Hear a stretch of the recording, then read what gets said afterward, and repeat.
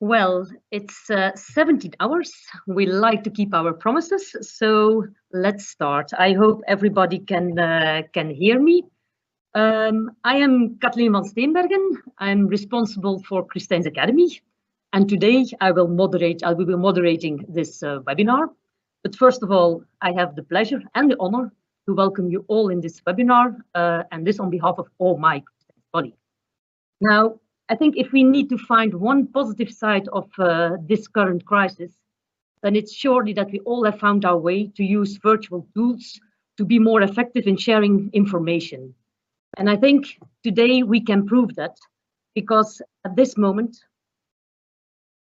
we have now connected more than 500 people from over 38 countries. And they were all there to listen to presentations of 4 presenters coming from 4 different countries. Now, by the way, the fact that we have this global focus is in fact the reason that we have scheduled this webinar at the end of a normal European working day. In that way, we give our friends in the East and the West the possibility to join us also. But just let us have a look at the presentation or at the program.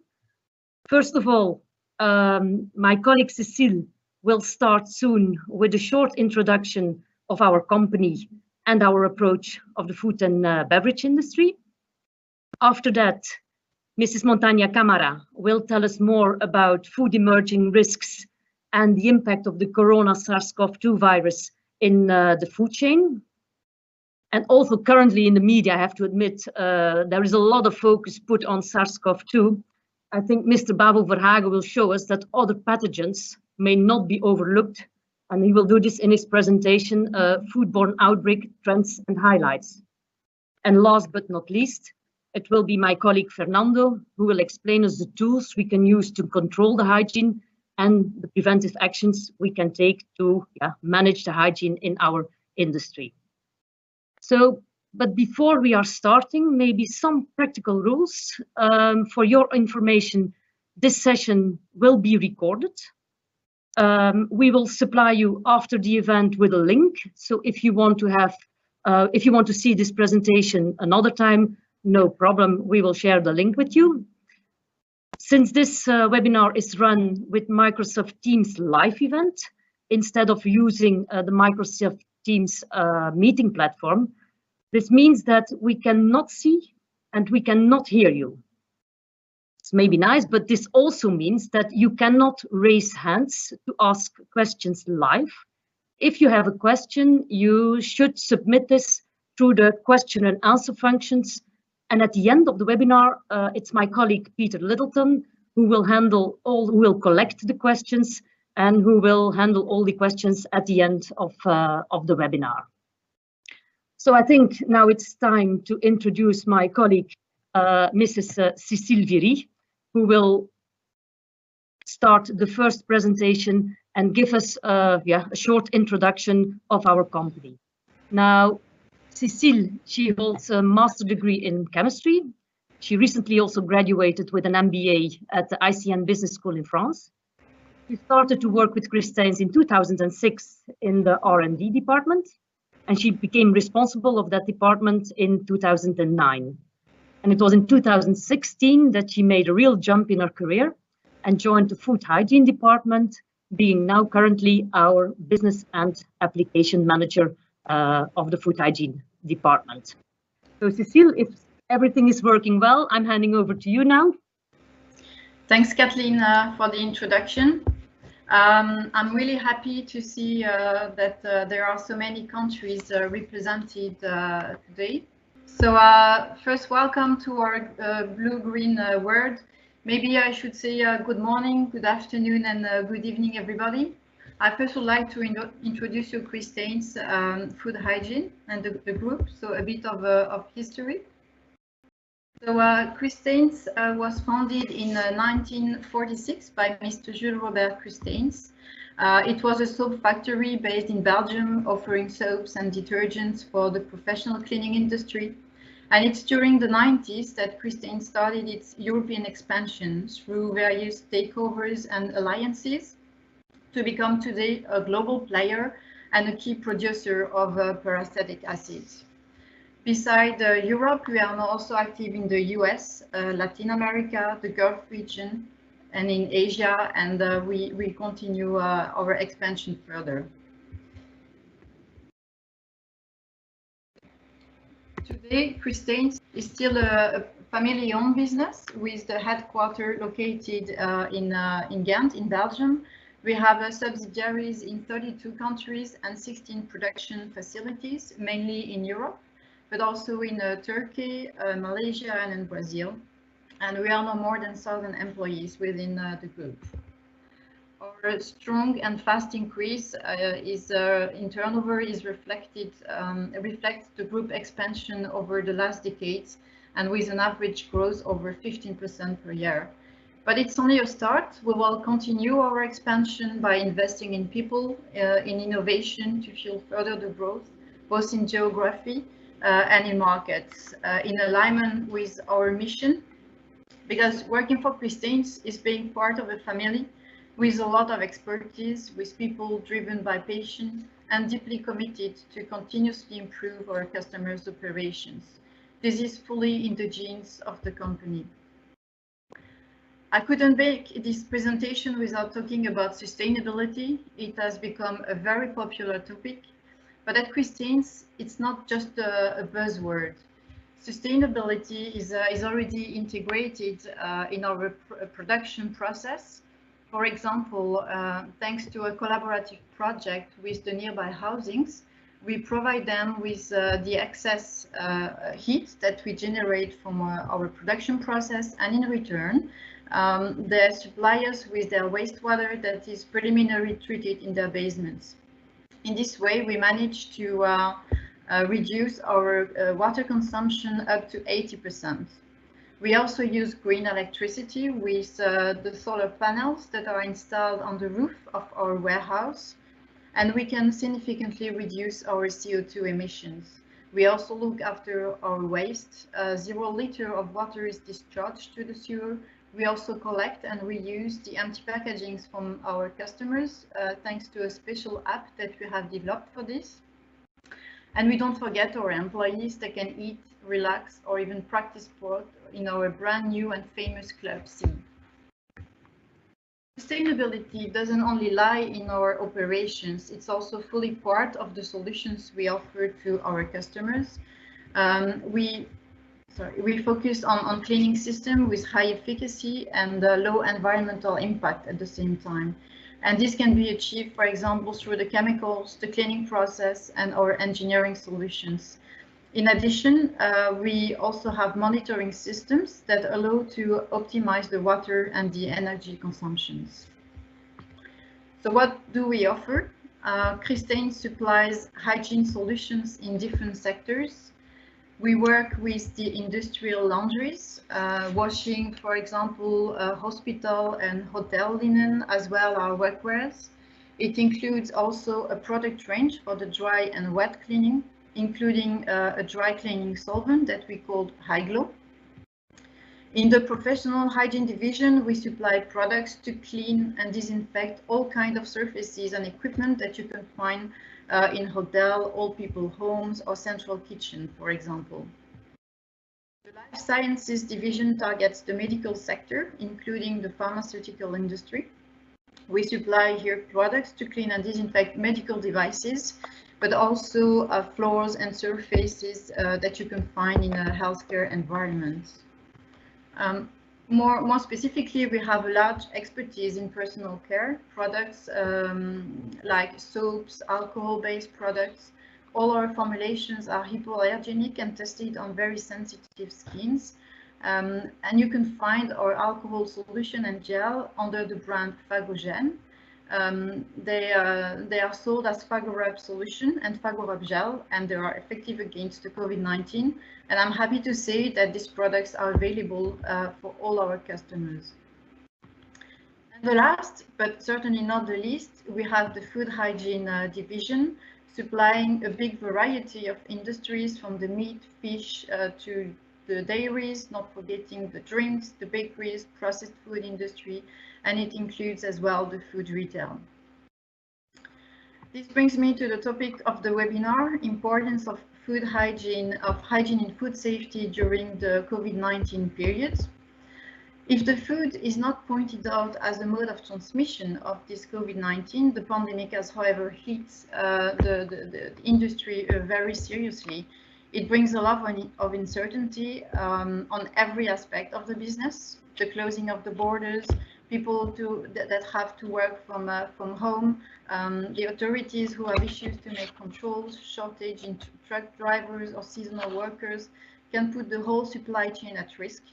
Starting from the food raw material supply to the delivery to the end user. So companies had to design contingency plans while protecting the staff and dealing with isolated workers.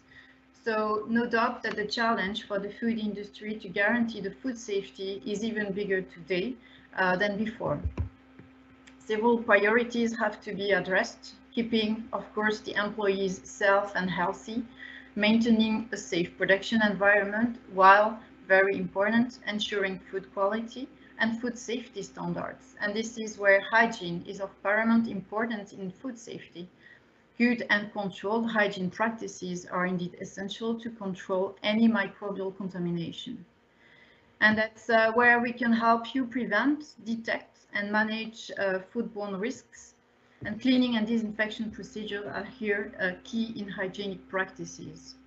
So we can help you through a problem-solving approach with industry experts, offering process integrated solutions and personalized services.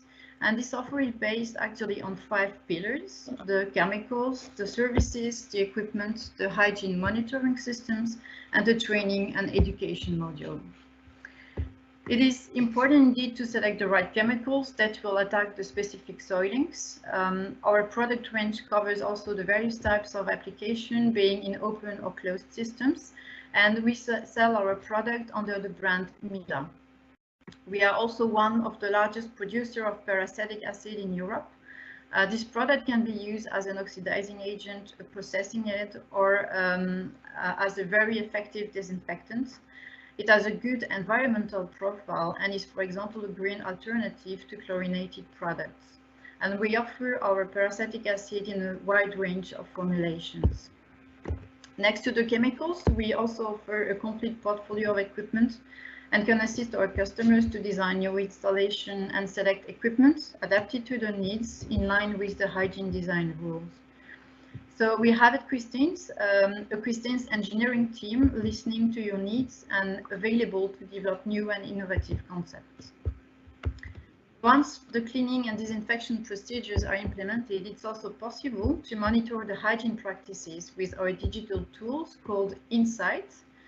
It's available both for open and closed surfaces. It can detect any deviation from the established protocols and detect defaults, making the cleaning and disinfection a controlled and reliable process. It is actually a tool for continuous optimization. In addition, it allows at the same time to monitor and optimize the water and energy consumption and to control the costs. But our business does not stop with the delivery of goods or equipment. We actually see our customers as partners, and we provide them with services such as structured visits, detailed reporting, hygiene plans that fit to their needs, cleaning validation protocols, technical supports, and audits. We can also deliver all kinds of trainings, basic trainings or on-demand training, complying with the international standards such as IFS, BRC, TESCO, or Mark & Spencer standards. And this is how we have successfully built, and we will continue to build our business. So I would like already to thank all our partners that already trust us. So let us help you now maintaining a safe production environment. And I propose that we move without delay to the next presentation. Thank you. Okay. Cécile, thank you very much for your presentation. And I'm very happy now to introduce Mrs. Montagna Camara for the next presentation. Camara, she obtained a PhD in pharmacy at the Complutense University of Madrid. She has had different university management positions, and she has been also visiting professor at the University of California. And since 2019, Mrs. Camara is Professor of Nutrition at Nutrition and Bromatology at the Faculty of Pharmacy of this Complutense University of Madrid, where she has a lot of teaching activities for the programs in pharmacy, in food science and technology, and human nutrition and dietetics. She also recently won the Technology and Knowledge Transfer Award of the Complutense University of Madrid, and she is currently president of the Scientific Committee of the Spanish Agency for Food Safety and Nutrition, which is called ASUN, I think, or abbreviated as ASUN. So, Mrs. Camara, the word is for you. Thank you very much for inviting me to this seminar, this international seminar. Good afternoon to most of you and different people from different areas of the world.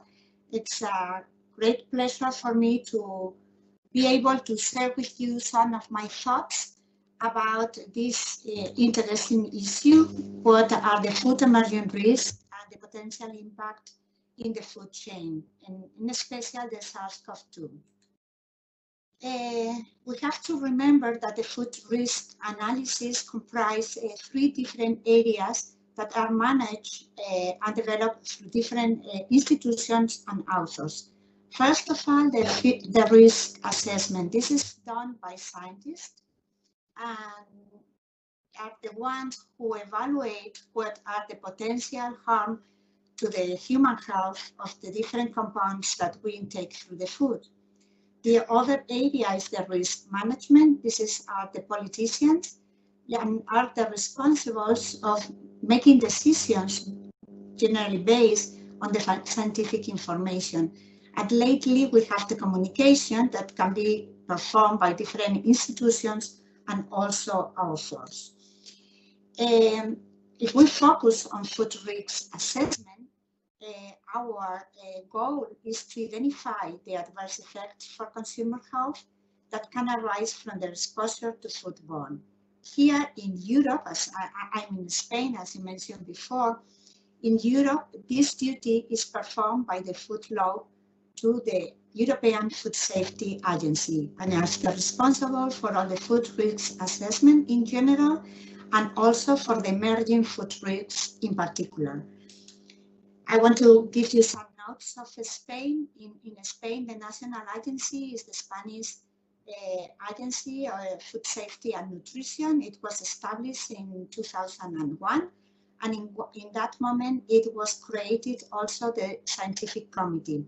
This Scientific Committee in Spain is the responsible of the food risk assessment, and in general, same than EFSA, and also of the emerging risk in particular. I have the honor to be the president now of this scientific committee that comprises 20 experts from different areas, all through belonging to different public institutions, universities and research institutions all over Spain. Last year, 2019, we published, as part of our activities, we published this report on the strategies for emerging food risk identification, because the problem that when we are facing an emerging risk is how to identify, where to find and how to look and how to collect the data. So we make quite a good review about all these issues. We identify all the national and international networks and units involved in the identification of emergent risk.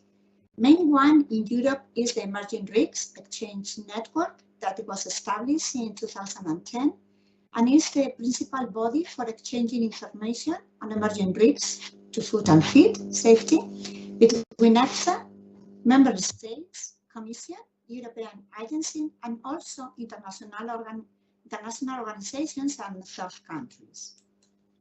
As an academic, I like to make a small reflection about the concepts, what we understand as emerging risks. Emerging risks is resulting from a newly identified hazard to which significant exposure may occur, or from an unexpected new or increased significant exposure or susceptibility to a known hazard. That means that we have 3 different scenarios. One is a new hazard, complete new hazard, with significant exposure that can be affected negative our health, or it can be an already known hazard, but we have a new exposure or an increased consumption, an increased exposure that can deal to be considered an emergent risk. So the criteria to consider are the novelty, sameness, imminence, scale, and severity. With these parameters and criteria in consideration, what is EFSA now considering an emerging food risk? The last issue that EFSA is worried about is micro and nanoplastics in food. Actually, it has been just recently announced the next conference on this topic that will be held on May in 2021. But together with the emerging risk, there is another concept in Europe that is emerging issue. These are issues that may merit further investigation or additional data collection. We have, again, the new hazard with significant exposure.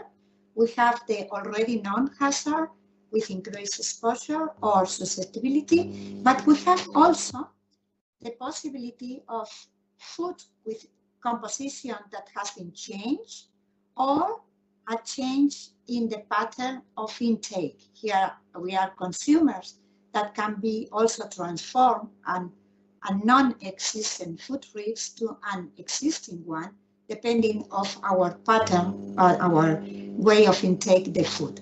And then this can be resolved on an emerging issue. As an example of this, now in Europe, in EFSA, consider climate change as a relevant driver for emerging risk. This is the last announcement and report to this topic. And it's something that we will correlate later with the topic of sustainability. What is the procedure? The procedure to identify these priority emerging issues. We have to identify what are the data sources that are really reliable and how to collect all their data.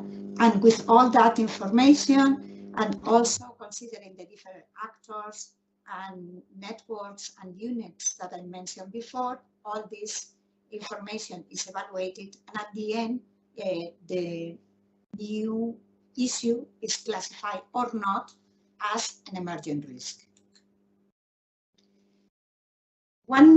There are three aspects that I want to remark besides the things that EFSA consider, and is the geographical scope. A risk can be considered as an emerging in one particular geographical area, while in another it has been known for some time, and they have control, the way to control that. So it's not new. There's no a new risk, and there is no a new exposure, but in different area can be completely new. Also the time, we have to establish which is the time for a risk to be considered as emergent and when it stops to be emerging, because we cannot set up as emergent risk for too long time. In one moment, it will be just classified as already non-risk. And we as scientists, we rely on data, but we have to consider all the society. And in this way, the social perception, it can be different for the public on different areas. So that social perception make a good condition for the degree of assessment of the risk. Some risks can be very well accepted in one area or for one group of people, and not very well accepted for another one. And one important thing is an emergent risk should not be declared as such, just merely based on the severity, importance, or media resonance. It has to be declared as such, just only based on the scientific data and the potential harm to the human health. If we take a look of the EFSA activities on emergent risks in 2019, that's a pity, but we don't know, we still don't know the data of this 2020. That would be a very interesting year, but still we don't have that data. If we see the previous year ones, we can see there are two bars that they are quite critical. One is the blue bar that is related to all the microbiological risks, and the orange one that is related to the chemicals, that some years has been a lot of problems and other years has decreased a lot. And here is the yellow bar that is the consumer trends. It's again the consumer trends. The patterns of our intake of food can transform a risk on an emergent risk or not. No? And the climate change is just very, very small bar in 2019, but that's the way that now EFSA is considering emerging. In this report, you can find detailed information. If you are interested, you can take a look and see the detailed information of all the different problems, issues that have been occurred during the last year in Europe, who is the country who has notified, what's the problem associated, and all the information about. Just in summary, if we take a look of the rapid alert system for food and feed, the annual report of last year, again, the highest numbers of problems were related to pathogenic microorganisms, as many years before. So the question today is if we can consider the virus SARS-CoV-2 as a potential food emergent risk or not. In case we consider that a potential emergent risk, we will be in the first scenario. It will be a new hazard because it is a new virus. It was not known before. We knew the family, other virus similar, but this one is new. So this criteria, it's okay, it's a new hazard. Then we have to take a look at the presence, the potential presence in food or not, and the significant exposure. If that means if it's in food or in the food chain, and if this exposure is significant or not to be considered an emergent risk. If we start with the risk identification, it's clearly a new type of virus. The origin is most likely zoonotic. There is still a big controversy about the origin, but there's quite a lot of evidence that is linked to the wet market in Wuhan in China. Actually, last May, the Wuhan authority in China made a decision to ban eating wild animals during the next 5 years. So all these wet markets will be closed during the 5 years.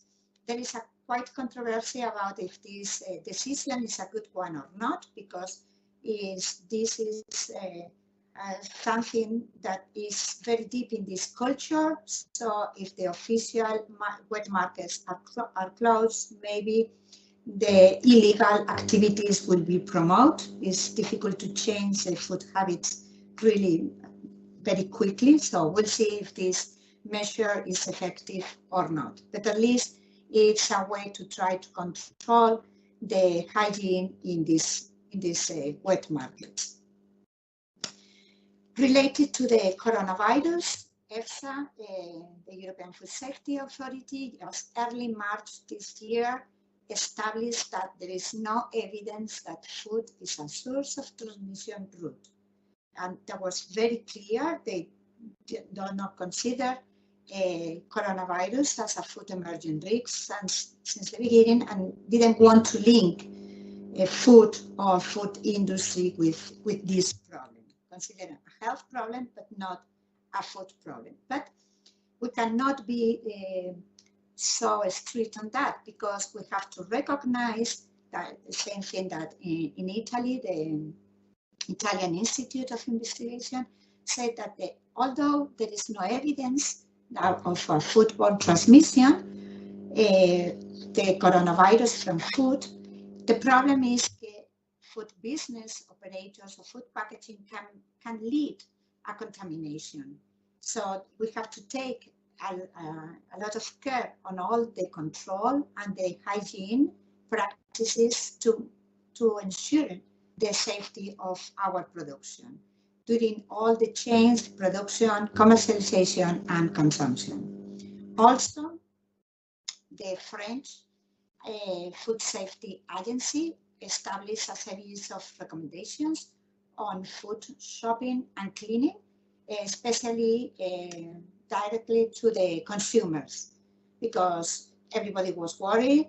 Everybody said that there's no problem. The food that we have in our supermarkets is safe, but consumers can have the illness, and it's important to have a control practices to avoid this cross-contamination. The last report on this has been published just very recently in September this year. The International Commission on Microbiological Specifications for Food was very clear that it's highly unlikely that the ingestion of the SARS-CoV-2 will result in illness. So exclude again that food as a source and vehicle of transmission of this problem. So in this case, we will say that it looks like it's not an emergent risk. With independence of that, even if food is not the origin or the main problem, we cannot avoid to think about the transmission. So that's all the rules and practices for the different food chains operators that has been published from different organizations.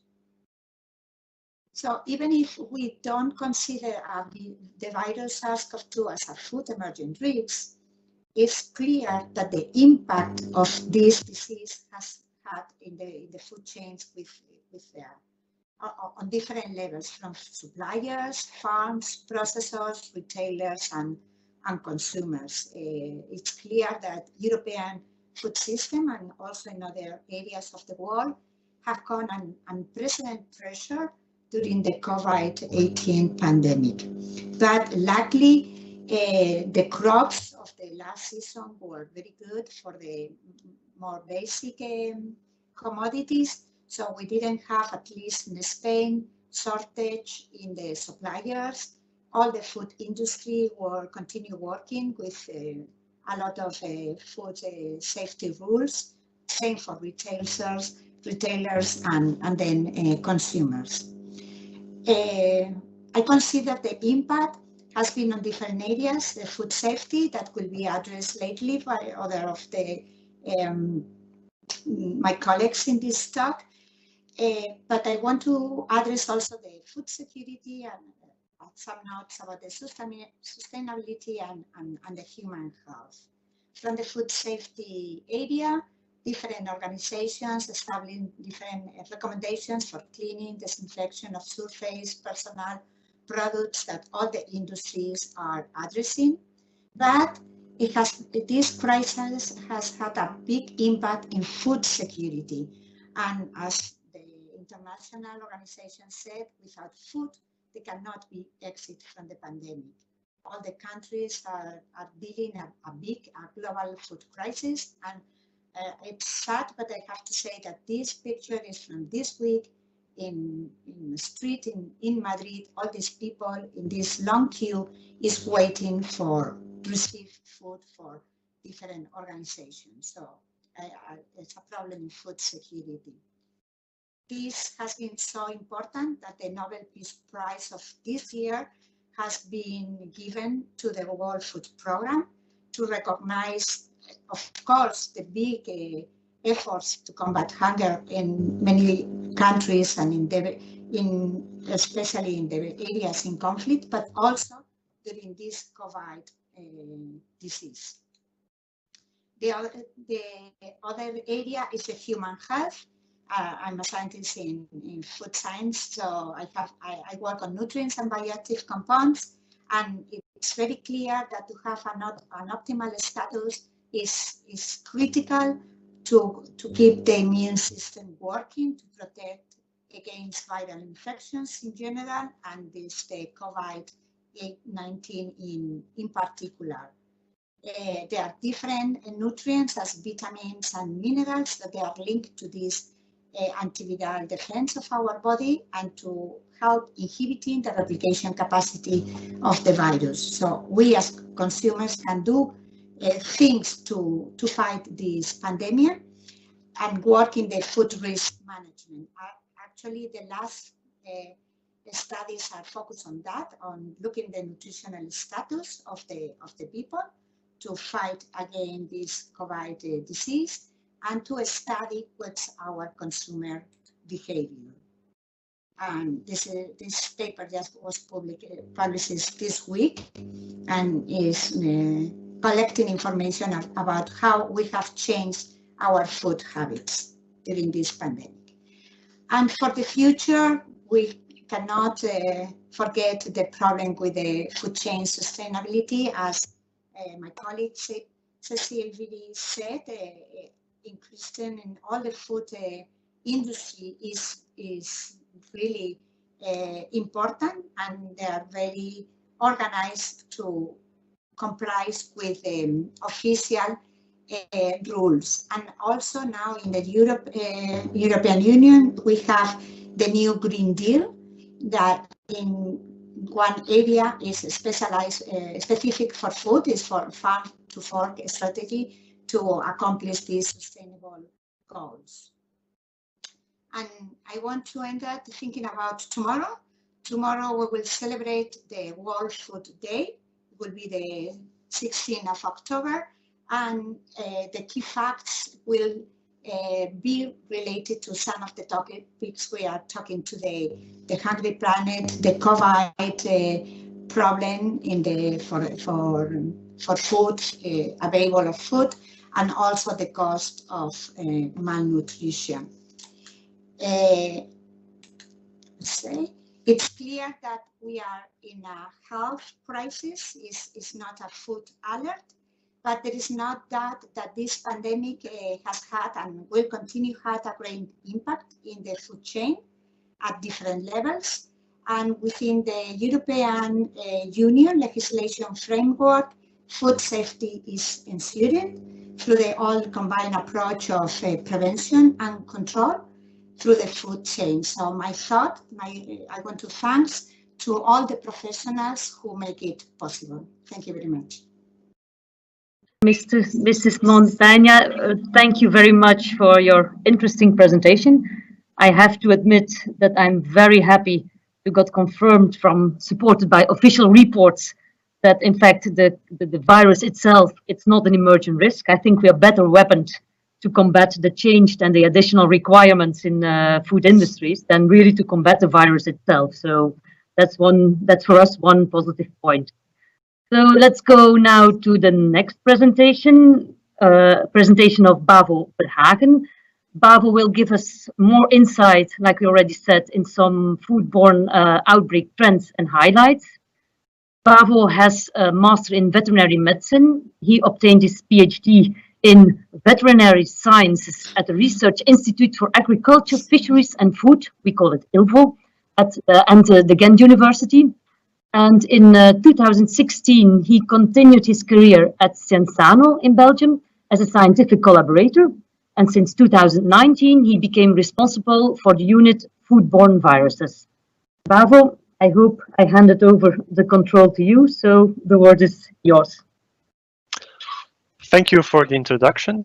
I'm going to talk a bit about foodborne outbreaks in the world. We start in the world because this is the WHO's overview, and we can see that in fact every year about 60 million people are sick because of unsafe food, and about 420,000 people of this die because of it. And this is in fact an underestimation of these numbers. And we know that about 40% of all foodborne infections occur in children under the age of 5. And of all these foodborne diseases, about 70 are are linked to diarrhea. And these are caused by E. coli, Norovirus, Campylobacter, and Salmonella. Some of these we will discuss in more detail today. So this is one of the most used images, I think, in science. You have the iceberg when we only see the top uh, on the surface of the oceans, and this really represents the number of cases that are reported, because there are many more cases that people that are exposed that get infected. Then of these infected people, only a very small portion will go to the doctor. The doctor will not always test. These tests will not always be reported, and this really giving us only, in fact, the top that we can report and based our data on. So if we look at, if we do an outbreak investigation, because this is what we do at Cienzano, we try to collaborate between the food part and the human part, then we always want to have an answer on who's sick, where did it occur, where did it occur, what is it, and how did it occur. So here you can see the exposure. This means where did it occur, and if we look at the most prevalent, yes, indeed, thank you. You can see that, in fact, in our homes, at the households, most of the outbreaks are located. In the secondary place, we have the restaurants, the hotels, the bars, and of course, a very large proportion of the cases are of unknown settings. You see the distinction between strong evidence and weak evidence outbreaks. When we have an outbreak, we try to link a source, so a contaminated food source, to an infected human being. And this is not always possible. Sometimes we find one thing and not the other, and then we say that we have a weak evidence outbreak. It's only the strong evidence ones, where we have the epidemiological data linked up with the lab data, that we have the strong data, and this we can do big analysis on. So these are the number of outbreaks. If we go further, then we see the number of cases per outbreak, and you can see that there is in fact a bit a difference here, which is logical. Outbreaks that occur in your own home are often smaller, while when you're linked to a school, for example, or some kind of youth camp or the restaurant, it's usually bigger groups, so more people get infected. Also, always keep in mind that when looking at these graphs, that people that go to the restaurant tend to be faster to complain, because they paid for this food, so they want good food. Of course, when you purchase something in the store, you also want some good food. So there is always a difficulty. People, if they know that the cause is themselves, that they are sick, they're less likely to report this. So there's always a bias here. So it's important to think that the food is in fact only a carrier. It's a vehicle for transmission. We can separate it in several groups. So it can be either the raw material or the water that can be infected, but it can also be the environment where the food is produced that is the source of the infection. Besides, there is also in the cold chain, you can have during storage and spoilage or certain other pathogens there. There we will focus less on today. And finally, you have, of course, also the food handlers. The people that are preparing your food can also introduce bacteria or viruses into your food, even though the entire processing of this food was done correctly. You don't need to think especially always at restaurants for this. This is also something that often occurs at home, that people are not following the rules and in fact infecting their own, contaminating their own food. What are the, we talked about the how and the when, and this is the how. In fact, how can it get infected? Well, it's often insufficient personal hygiene. So if somebody is preparing their food, it's always the first rule when I have a class and I say, first you wash your hands. It's simple, and in Corona we do it all the time now, but it's also a basic rule for food preparation, so that the hygiene of the food handler is of high importance. Of course, also the hygiene of the environment where you prepare your food is of critical importance. Next, you have the respecting of the hot and the cold chain. This is very important. The cold chain, producers, food business operators are really very engaged in making sure that your food stays at the right temperature, just up until where you're where you are buying it. But of course, when we buy it, you take it out of the fridge and we put it in our cart, and there the cold chain is already broken. So this is important that also storage practices are doing right, and when we're preparing our food, that the lag between the preparing and the consumption is also thought of. And of course, finally, it's also important to start with an ingredient which is of good quality. This is in fact a bit a situation sketch of Belgium, but I think it's quite representative of the entire EU. I cannot speak about the world because, yeah, we're from Belgium. I can speak a bit about Europe, but not much across those borders.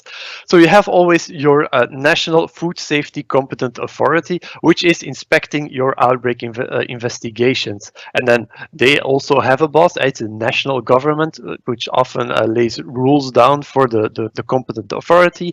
And in the EU, we have the EU itself, who also has its directives for every member state. For foodborne outbreaks, for example, it's the Food Agency of Europe, EFSA, which in fact collect data of all foodborne outbreaks in the EU and generate every year an annual report. Much of the following data that I will present is based on one of these reports, the last one.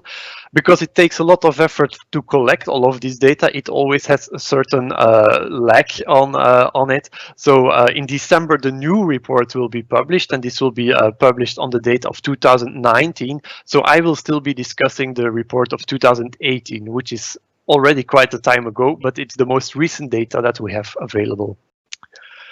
So if we look at just in general within the European Union, the number of outbreaks, we can see that in fact the number of outbreaks is quite stable. You have the big difference here between the strong evidence and the weak evidence. You have a lot more weak evidence outbreaks. And if we look at the number of cases of the outbreak, then we can see really two peaks. So in 2011, we have one peak of, it was a very big outbreak. It was the 104H4 outbreak, which had a lot of cases. And in 2016, we had another big Salmonella enteritis outbreak associated with the Polish eggs consumption. If we correspond this with our national data, what we produce, then you can see that in fact, yeah, it doesn't really correspond to the European data, because we expanded our surveillance during these years, and in Belgium we have in fact a lot more outbreak cases reported than on average within the EU. Why this is the reason why these graphs are not really corresponding, but you can see the same two peaks, of course, in the number of cases. Then if we have the overview of the pathogens involved in these outbreaks and the ones that we're going to discuss, of course, if I want to discuss all of this, I will have not enough time now, so we will just pick some, not the most interesting, but some of the most prevalent. So we'll start with Campylobacter. We can see that Campylobacter has a lot of human cases in Europe. The second is Salmonella, and then we have E. coli. So we start with Campylobacter.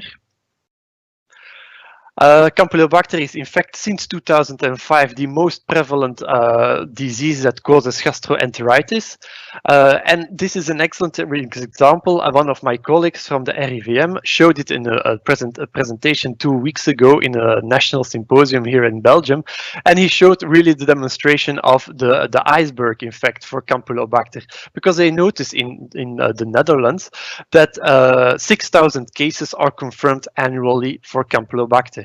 However, when they do a population study, they see that in fact 18,000 people with probably infected with Campylobacter are going to the doctors. And they know further that in fact of this, 73,000 cases are infected. And if they do a serological study, they can see, of course, this is not annual, but that about 27 million people were exposed. So here you can really see the iceberg, what is not being detected. If we look at the causes of Campylobacter, of course, it is a traditional one. One side, it's the cows, the milk, and on the other side, mainly the poultry linked with the eggs. If we look at the outbreaks over time, then we can see that there is, in fact, it stays stable, but that there is some peak. So we have always a summer peak and a winter peak, a very small winter peak and a very high summer peak. The exact reasoning for this is not really known. They think that it thrives better when it's hotter. And the winter peak, it's because, especially in our countries, they try to have during Christmas, we are doing like a hill ourselves, and we're not always being that attentive to cross-contamination. And in fact, we're contaminating ourselves in the winter that way. What are now the main risk factors for Campylobacter in poultry farms? Well, it's first of all, it's always hygiene. So it's the farm hygiene is number one. It's really your stable needs to be closed off from other flocks. So if this is managed very good, then you have good results. You have to manage everything that the input on your farm. So all the transport, all the deliveries are very important. Also the people that work on the farm and that go from flock to flock needs to be managed. Visitors are also best limited. There's a lot of discussion about biovectors, and we think about insects. A lot of insects, a lot of studies have been done on this, proving that that bugs may bring Campylobacter in your stable. And finally, a factor that we are currently doing research to ourselves, it's thinning out. So if you have your poultry flock in the beginning, they're very small, and they take not a lot of space. But during rearing, they're becoming bigger, and you have a space issue. So you need somebody to go into the farm and collect half of your animals, transport them, and then the others can grow. Of course, this is a very big manipulation in your stable if you want to keep it very closed. Because to do this, you really need to open your stable and bring all pathogens inside. So we think that this is one of the major points that that Campylobacter infection may occur. For the food, we have a microbiological criterion for Campylobacter, which is 1,000 coliform units per gram for the poultry meat. This is an EFSA advice that suggests if you have less than 1,000 coliform units, then your public health risk should be smaller than 50%. Reduced by more than 50%, sorry. If we then continue and we look at the Salmonella, which is the second highest prevalent in human cases, then we can correspond this to the data from foodborne outbreaks. So this is all the foodborne outbreaks that occur in 2018 in Europe. And here you can see that while Campylobacter is only now on the 5th place, and that Salmonella is on the 1st place. So linked to outbreaks, we have a lot more Salmonella. And if you look at this, the ratio strong evidence against weak evidence, you can see that Salmonella is often of a strong evidence outbreak.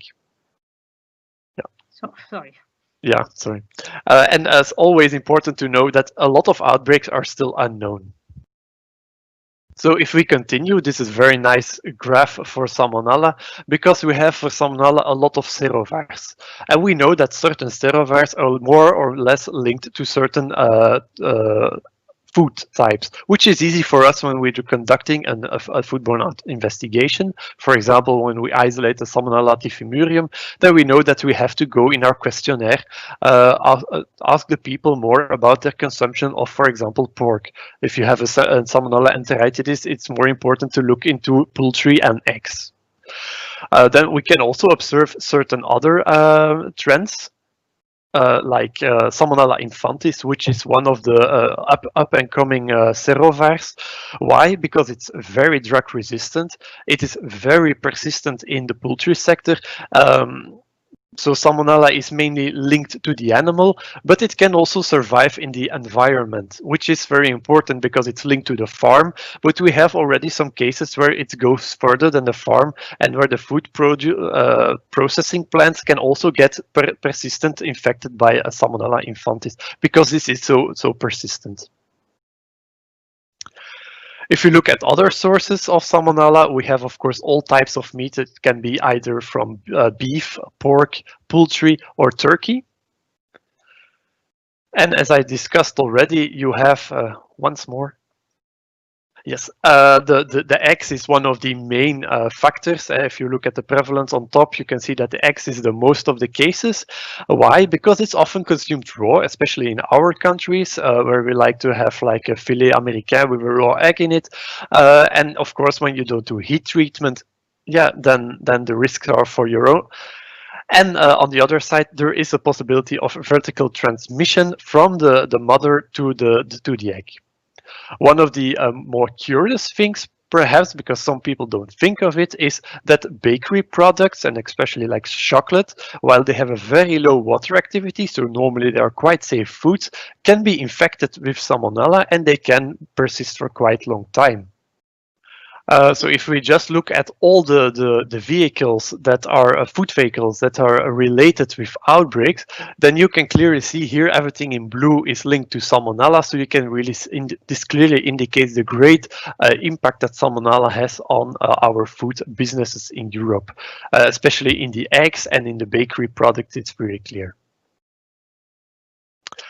One more word about these products of low water activity, because I find it very interesting myself that they can survive, because Salmonella is present almost everywhere in the environment. So the moment that it gets in your production, in your ingredients, it can sustain even at extreme conditions like in low water activity. One of the outbreaks that was reported very recently, so that was a very delicate case, in fact, because we had between August 2017 and January 2018, 39 infants infected with Salmonella agona. It's not a high number of infected, I agree, but when it was all children under the age of 1, so when we have an outbreak like this, it's really an alert. And it could be traced back to 7 different brands of infant formula, so milk powder, in fact, which were all coming from one same processing plant. And this was distributed over 13 European countries. So it was a really big impact on Europe, this outbreak. And it clearly illustrates that that Salmonella can persist also outside of the farm, but in companies. The main source of Salmonella contamination is, of course, as always, poor cleaning. The equipment can be poor. It can be bad installed. We have already had slicing machines in slaughterhouses where the oil used to drive it can be infected and a persistent source of Salmonella. Of course, a lack of GMP during the processing. As always, the raw materials and ingredients are very important, and the rodents and the infectors and the insects can be an factor.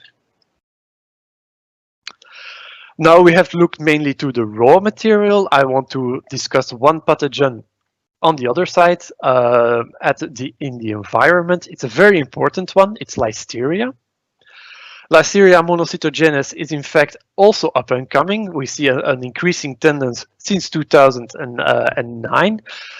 While the numbers are not super high, I agree, the percentage of hospitalization is very high at 97%, which is very high for a foodborne pathogen. And also the mortality rate is quite high. It can go up to 20%. And very important, it's always who gets infected. For Listeria, it's very important. It's the YOPI, so it's the young, the very young, the old, the pregnant, and the immunodepressed. Which sources can lead to a Listeria infection? Well, in fact, it's everything that. So you need to think about Listeria when it's introduced in a company, in a food business company. It can persist in the environment. So everything that is processed, like for example, smoked salmon that is sliced, and there is no heat treatment or any treatment behind this, it's at risk. The same for ready-to-eat food, salads. It is washed, it is sliced, it is cut, and there is no treatment after it, before consumption, so it's at risk for Listeria monocytogenes infection. Of course, it can also be transmitted. It derives from animals like cattle, so it can be transmitted to also to milk and cheese products. And we're seeing a clear increasing tendency. Here, there is also a lot more outbreaks since we shifted from the classical ways of typing our Listerias to the new ones. So classical one was we try to culture it on a plate, and then we try to use some agglutination tests or PFGE tests, which was all very time consuming and not that easy to exchange. Now we shifted to the whole genome sequencing, where we're just looking at the entire genome of the Listeria, and by communicating this data, we can find matches that we never found before. And this is the reason why in recent years we have a multitude of outbreaks of Listeria, of a very small number of cases, I agree, but that you can be traced back, that has been going on for many years in many countries. And I have two examples to just illustrate the importance of this new technology. So we had there was a Listeria Monocytogenes sequence type 6 outbreak, which was first reported by Finland, and that could be traced back. So it was an outbreak that was going on from June 2018, and it had 47 cases, from which 9 died. So that is also almost 20% fatality, and it was linked to 5 countries in Europe. And it could be traced back to an Hungarian processing plant, where in fact to frozen corn. Yes. But in fact, if we went back, once we found the factory, we could go back from other products, and we found it also positive in peas and in spinach. And they really investigated the entire process of this processing plant. For example, for spinach, you had the reception. So if you click again, you had the reception, the washing was all negative, and then once the grinding, the packaging, and the freezing, there the samples became positive. And here it's very important to note that after washing, there was a 96-degree washing step, and then it was cooled. So in fact, there was your step of thermal reduction of your bacteria, and the infection occurred right after this step. And it was not, of course, it was detected in the frozen corn. Why was it detected in the frozen corn? Because peas and spinach, yeah, when you don't eat it raw, so you eat it, and yeah, again, one. Yeah, so you boil it, and that's what they put it on the package, boil it, and then it's okay because the Listeria is that's the same with the peas. And in fact, it was the same mentioned was on the package of the corn, but a lot of people use corn also raw, and they put it on their salads raw, and at that moment it was contaminated, and we had certain cases. And these cases were by whole genome sequencing put together from multiple countries, and the tracing back could be done this way to the factory in Hungary.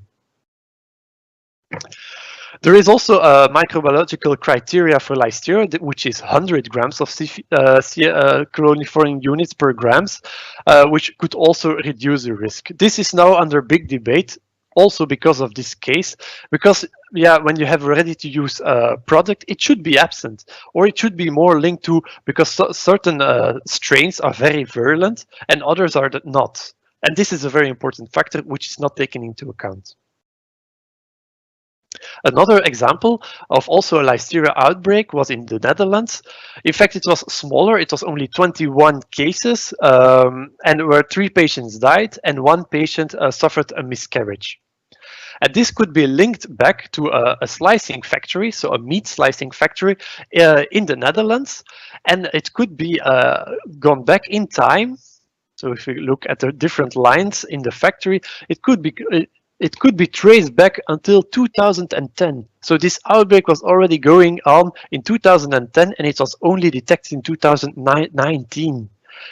So it's a really big revolution that we had there in our outbreak investigation.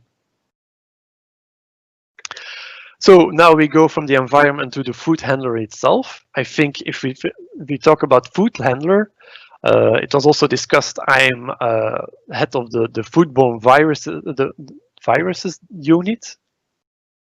So I want to discuss a bit about Norovirus, which is very important because you can see here Norovirus and other caliciviruses are the second biggest source of outbreaks in Europe.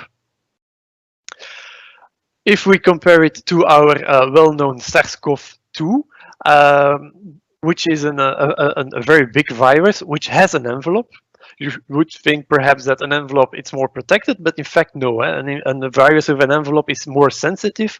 So which means that norovirus, it does not have an envelope, only a very hard capsid at the outside, and it's really persistent in the environment. And that is also one of the reasons why we have such a lot of trouble with it. Where can we find it? Either in bottled water, no, sorry, yeah. When people are infected and they are not being hygienic, they can transfer it very easily to the food. Red fruit is also, so think about raspberries, cranberries, a very important source of, because it's a lot of manipulation with the hands for plucking it, and it's often frozen. And we know that in the freezing water, norovirus can survive for very long. And these products are often used like in smoothies or something, put directly in it for a fruit juice, and you consume it raw, in fact. So you have the norovirus straight in, you take it straight. And then every summer we have a lot of norovirus outbreaks because when the children go out and they have a camp and they have to do their duty, and it's just making a hole and filling the hole afterwards, and there is not a lot of hygiene there, we always have a lot of outbreaks of norovirus. And then finally, we have, of course, one of the biggest outbreak sources, and that is bivalve mollusks like oysters and mussels. And this was investigated on European level for the oysters, and we can see that in fact in Europe there is a very high concentration of contamination of norovirus in oysters, and that we have in the winter a higher peak than in the summers. For the microbiological criterion for norovirus, in fact, it's based on E. coli. So it's not based on norovirus itself, but based on E. coli as a fecal indicator. But we can see in this study of Europe that even the oyster production areas, which have a very low E. coli count, are still quite positive for norovirus. So it's also under discussion if this criterion is still valid or not. And then just to end up, something completely different, I think, is Toxoplasma gondii. It's less known, albeit it's also a parasite and no longer a bacteria or a virus. It's the cat's disease, what we call. So the end host is the cat. We can be contaminated by touching the cat's litter, but this is only the minority of the cases.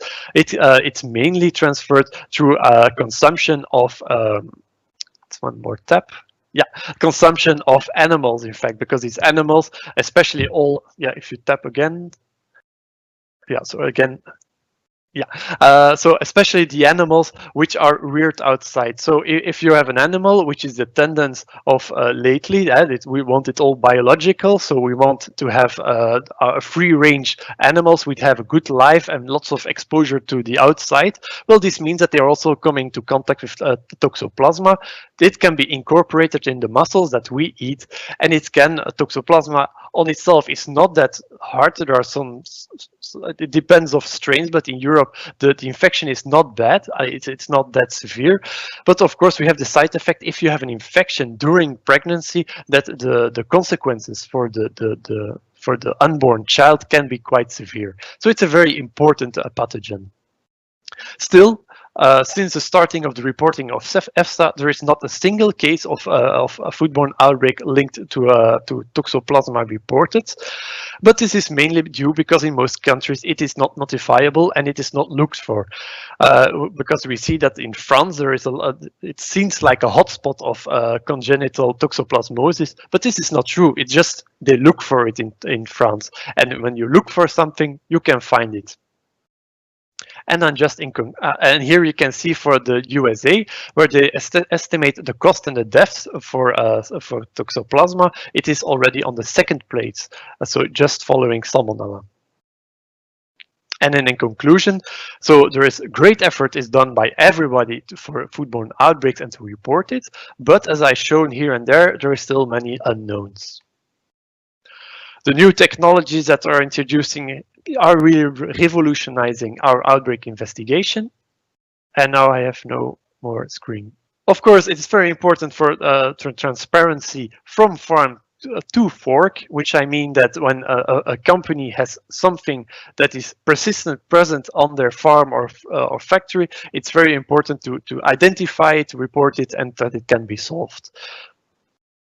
And then, of course, very important, we are not one country anymore, especially in foodborne investigations. Bacteria don't know borders. Corona has shown it, I think, last days. So we need to collaborate, and there is no I in an outbreak investigation. Thank you for your attention. Thank you very much, Bavo. Then I think we can now introduce my colleague, Fernando. Let me introduce Fernando. Fernando is since, I think, 2010, he has been the R&D manager of Bivalve before he has a degree in chemistry, or he has received a degree in chemistry by the University of Valladolid in Spain, and afterwards he obtained his PhD in chemistry at Manchester Metropolitan University in UK. So after his work as an R&D manager of Bivalve, Bivalve is a company who was acquired by Christijns some 3 years ago, I suppose. And from that time on, Fernando has been acting as our food and hygiene division R&D manager, so of the complete Christijns company. Now, in that role, he is in charge in developing new products and solutions for hygiene in the food industry, and also to promote R&D projects that apply, in fact, the latest outcomes in different fields like microbiology and nanotechnology and engineering, and this to food safety. So, Fernando, I'm handing over to you now. Hope it works. So, the word is to you. Thank you, Kathleen.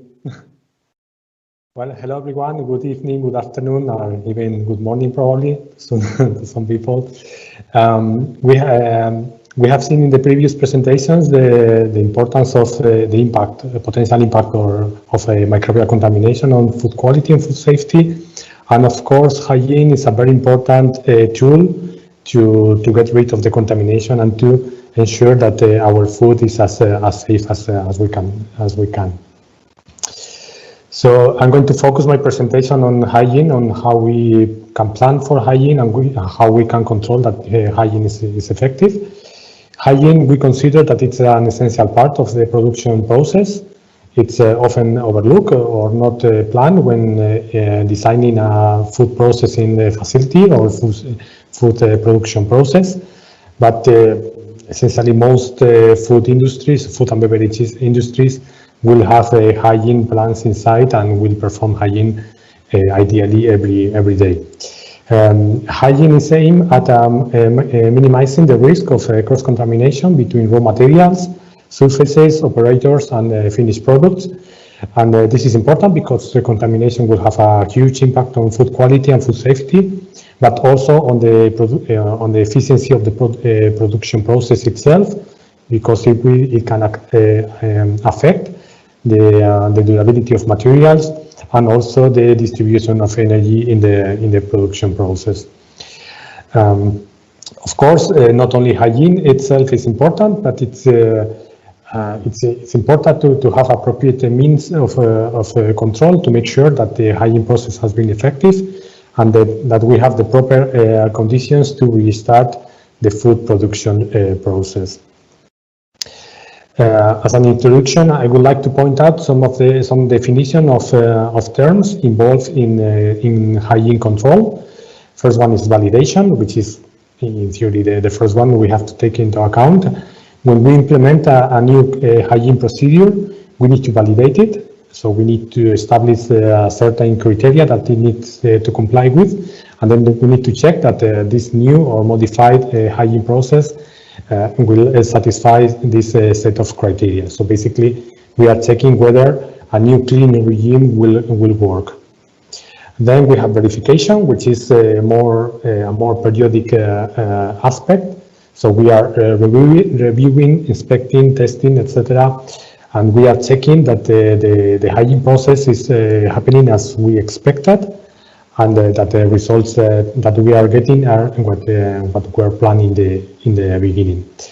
And then another level will be monitoring, which is more based on the ensuring that the process has actually happened. So we have registers, so we have visual inspections to make sure that everything was performed as planned, and we can check also the frequency and periodicity of our hygiene process. This is more based on keeping records and having traceability of our hygiene process.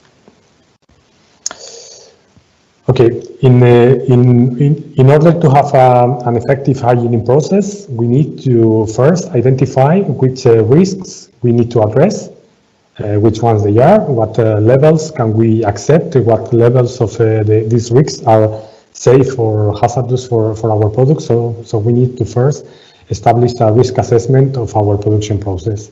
We will define the risks that we have, either physical, chemical, or microbiological risks, and this will be correlated with our production process. For example, the temperature of our production process or the materials of the equipment that we use will have a very different impact on the risks that we face. Based on this risk assessment, we can then design our hygiene plan. So this is the actual procedure for cleaning and disinfection, which will contain instructions on which products to use, what concentrations, temperatures, contact times, sequence of the different stages, etc. And then, of course, complementary to this, we need to also define a control plan. So with the control plan, we will define what kind of data we will collect, where we will collect it, and what we will do with the data. So which kind of analysis we will perform to make sure that the hygiene process has been effective and that this is appropriate for according to our risk assessment. And of course, this will be a process with feedback. So with our control plan, we can also redefine our risk assessment and in an iterative way to improve continuously our hygiene process in the factory. Why do we need a hygiene control plan? So basically, we needed to check that our hygiene process has been effective.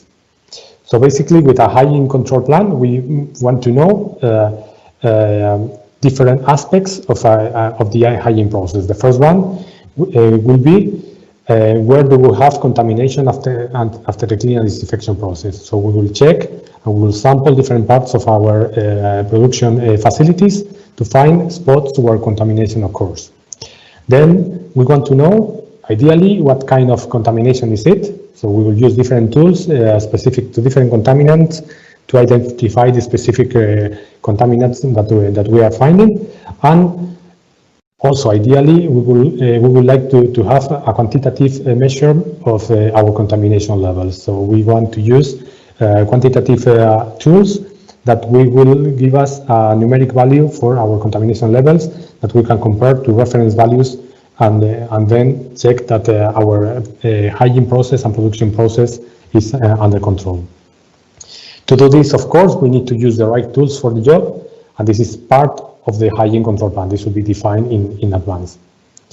For this reason, it's important to know which tools are available for hygiene control, and I will go through the most important ones in relatively basic detail because we could dedicate a whole day to speak about this kind of tools.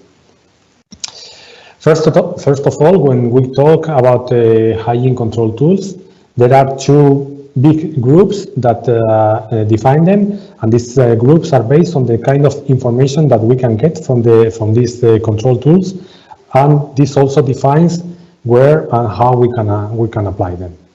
So, for example, we have specific tools which are tools or methodologies that are able to detect or discriminate specific contaminants or group of contaminants. So we will have a very precise information on the contaminants that we have. And then we have non-specific tools, and this will react or show a signal with different contaminants. These are also useful to provide a global indication of hygiene levels and are usually cheap and quick to use, so they are normally useful to a certain extent. Tools in both groups, either specific or non-specific, can be either quantitative or qualitative, and the ones we select will be based on what we expect to achieve and what is more useful to our hygiene control plan. Okay, when we are if we are talking about food production, the main risk is microbial contamination, as we have seen before. And actually, the main target of the hygiene process is to remove all microorganisms that can affect the quality and the safety of our product.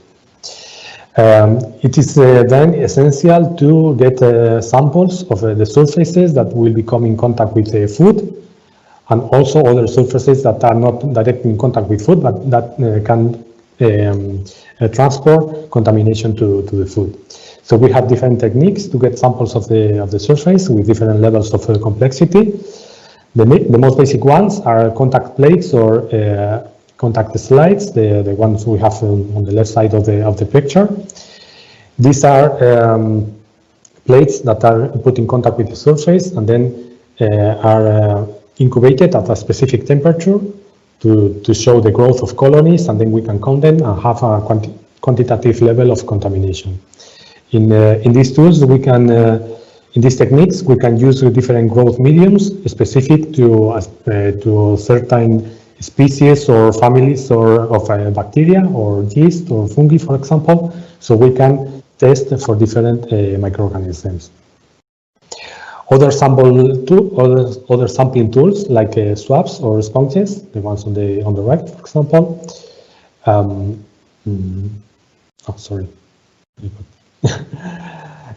These sample tools allow us to take a sample of the surface and then take them to a microbiology laboratory, and there we can perform more sophisticated techniques that will give us a quantitative result of the level of contamination, and also will allow us to perform more detailed characterization techniques on the specific pathogens or microorganisms that we are testing.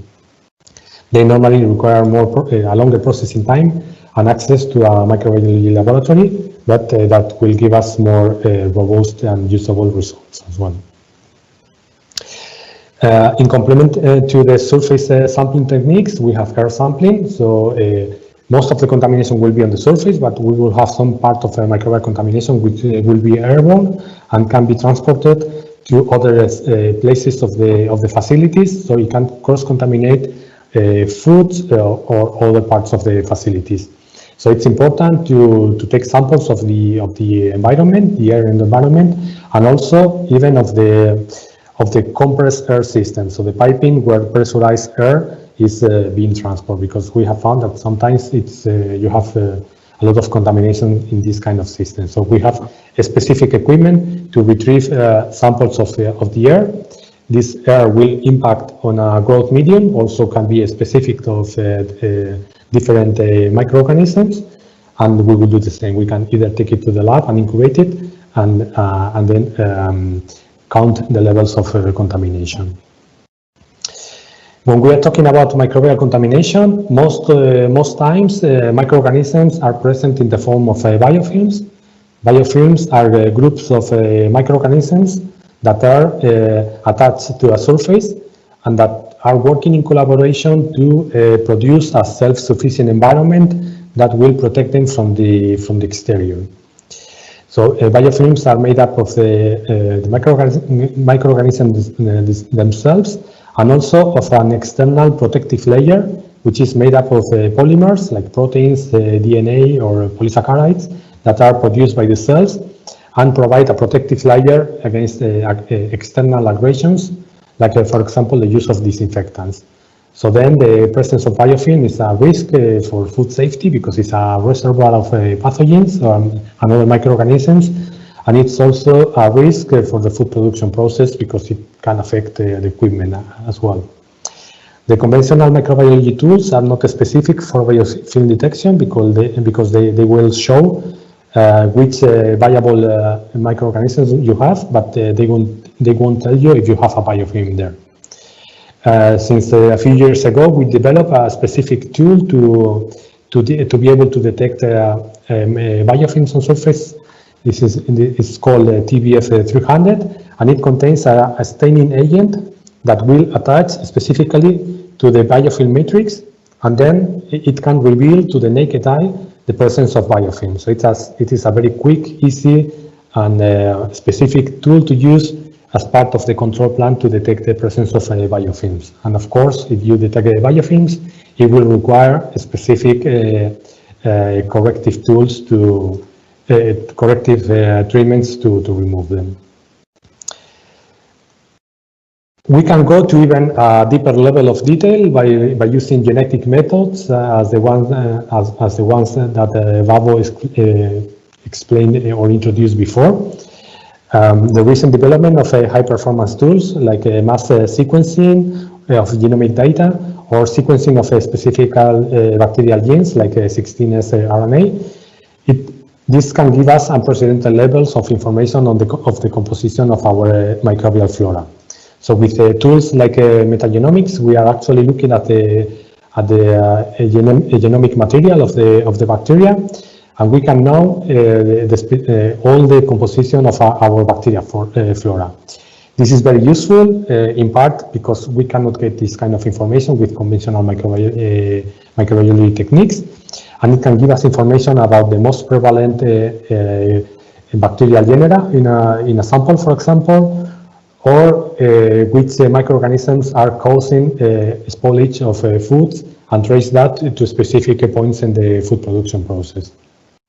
This tool, as also explained by Vavo, it's complex and expensive, but it's becoming day by day a bit more routine to use, and it provides very useful information that can help us to improve our hygiene process.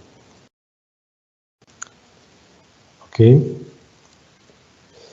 Another group of specific control tools are those aimed at detecting not microbial residues or contaminants, but the chemical residues.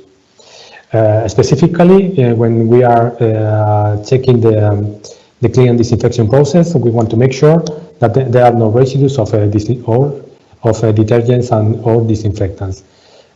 Specifically, in most European countries, it is required by law that no disinfectant residues are present on the surface before the food production process. So we need to rinse until no residues are present. The most common used tools for this are test strips, because they are cheap, they are easy to use, and they provide a very quick means of checking the presence of residues. Even pH strips can be used to check the presence of alkaline or acidic residues after cleaning, for example.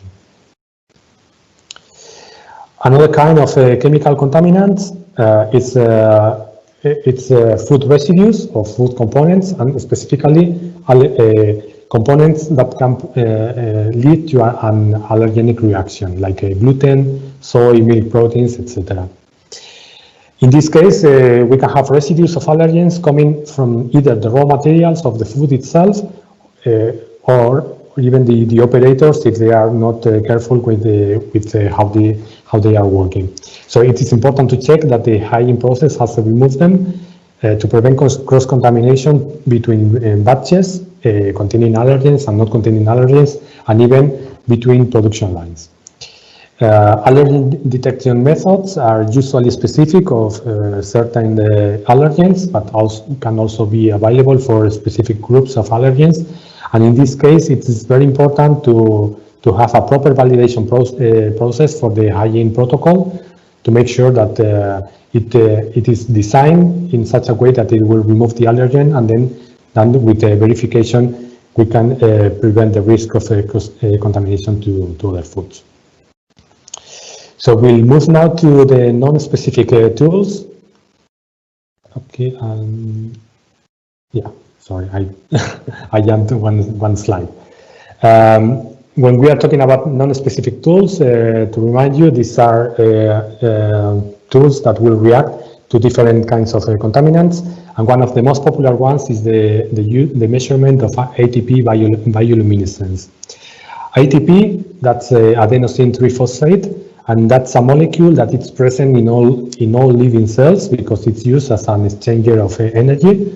So we can use that to detect microorganisms, but also other residues that will contain living cells, like food residues or other kinds of tissues. ITP is a molecule that can be made to react with specific reactants, and it will produce a light signal that will be proportional to the amount of residue that we find. And this can be used.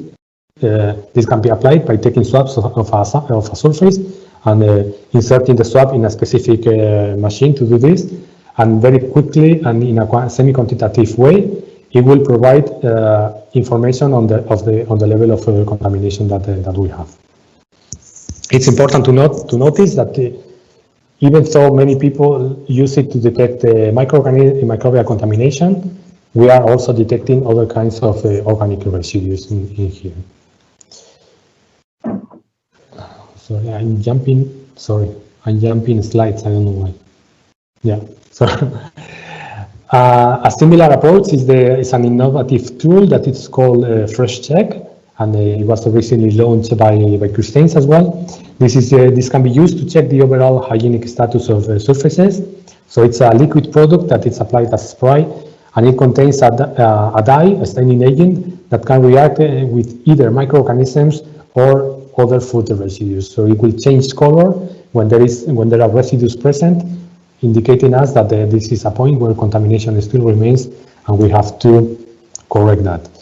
It is also quick and easy to use. And the results we have them in about 30 seconds, and it is a very good complement to the other more specific tools that we have seen before, and that very often will take a long processing time to get the results. So it's important to combine all types of tools to do this and to get the most complete information from our process. And finally, but very important, is the role of a visual inspection to assess the performance of the hygiene process. When we talk about visual inspection, it sounds something relatively simple or easy to do, but actually, when done properly, and this means when it is done by experienced personnel, it can give us very important, very useful information on different aspects of the hygiene process. Visual inspection, of course, requires being present in the facilities when cleaning and disinfection is occurring, and unfortunately, this tends to happen in the small hours of the night, but that's something that has to be done as well. As I said, when it is properly done, a visual inspection will be very useful to identify critical points where hygiene is deficient or not effective enough, as well as bad hygiene practices that need to be corrected. But it would also identify broader aspects of cleaning and for example, how the equipment is installed and operated, and the layout of the facilities.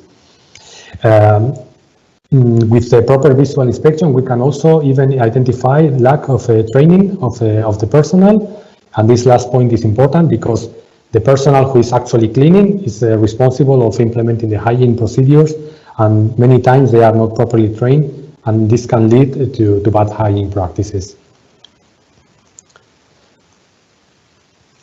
Okay, with all these tools and the proper methodology that we have explained in the earlier slides, we can then verify how effective our process of hygiene has been.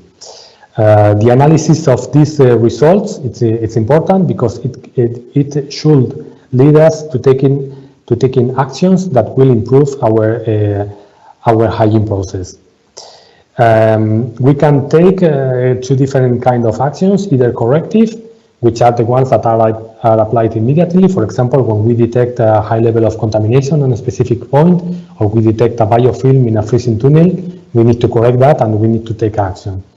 But also we need to define preventive actions that are more long-term and are aimed at minimizing the risk of contamination occurring in the future. These kind of preventive actions sometimes are aimed at how the personnel is trained, how the cleaning staff is organized, or even how the equipment is set up and organized as well. These actions, either corrective or preventive, when they are combined, will allow us to improve in a continuous manner our hygiene process and to achieve higher levels of food safety with time. One of the preventive tools that we can implement is hygienic design. I will cover this topic very briefly. The hygienic design is something that should be considered at the beginning of the process, or when we are planning our food production facility or the kind of equipment that we are installing.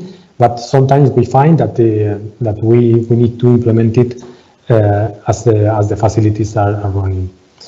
So the aim of a hygienic design is to reduce or prevent the risk of contamination to food, either direct or indirect, and contamination by either physical, chemical, or microbiological residues.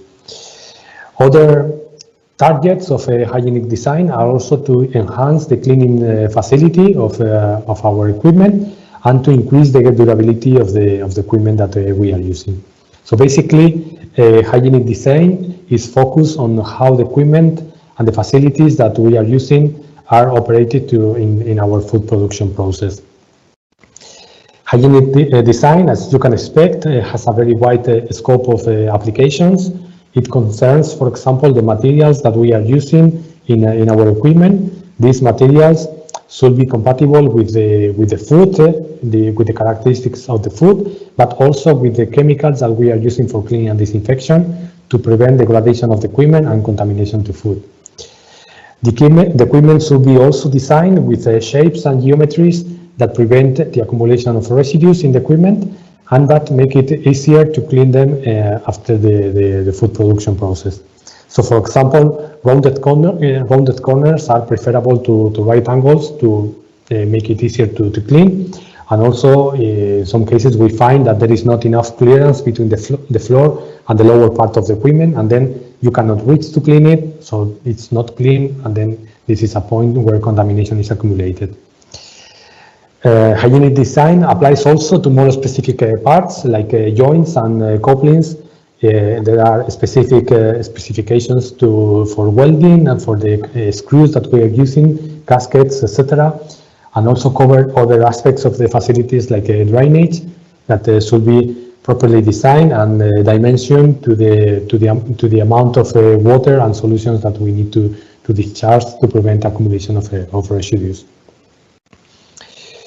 There are many different sources with specifications or guidelines to help us to become more familiarized with hygienic principles and also to choose the proper equipment that we need to use. For example, we have a European regulation 852 from 2004 on the hygiene of foodstuffs, and also we have a European standards EN 1672 on the food processing machinery and the hygiene and safety requirements for them. And more importantly, we have a European Hygienic Engineering and Design Group, EHEDG, of which we are members. And this group combines manufacturers of equipment and hygiene suppliers to develop guidelines with principles for the design and manufacturing of hygiene equipment. And to finish my presentation, I will just like to summarize the point that I was trying to make. So it is this presentation was focused on how to implement a hygiene plan and how to control that hygiene is properly performed. So we need to be able to identify the risks that we have and how we want to control them, to establish our reference values for them. And then with this, we can select the appropriate tools and methodologies to control these parameters. Then with time, we need to collect and also analyze the data, because this will allow us to implement either corrective and preventive actions to improve our safety standards. And then this is an iterative cycle, and with time we should be able to progressively increase our food safety levels with our hygiene process. And that's it from me. Thank you very much. Thank you very much, Fernando. we wanted to go to the question and answers, but since we already have gone over our time, and I want to apologize for that, I suggest that since you are all going to receive an email with a link of the recorded presentation, that we will individually answer your questions in that same mail. So in that way, we can a bit keep our promises, and okay, we will go over time, but anyway, it will not be too much. So then I just want to wrap up and thanking Cecile for demonstrating us that I think customers can feel safe with Christine's technical expertise and our customer-focused service approach. I want to thank Mrs. Montaña, sorry, for showing that nonetheless the virus, coronavirus SARS-CoV-2, is not considered as a food emerging risks, that, okay, the food production and food supply is seriously affected, and that maybe we can help them implementing some preventive measures to stop spreading the virus. I want to thank BAVO to put the foodborne outbreaks again in the right perspective by naming and ranking the microorganisms causing the foodborne illnesses. And then finally, Fernando, thank you to show us that at least we possess a lot of hygiene monitoring tools, which can help us to manage better and control better the hygiene in the food premises. So I think we come to the end. Just one final big thank you to my Spanish colleague, Joan. I have to admit, you did not see him, you did not hear him, but he was responsible for producing the whole seminar behind the scenes. So Joanne, thank you very much.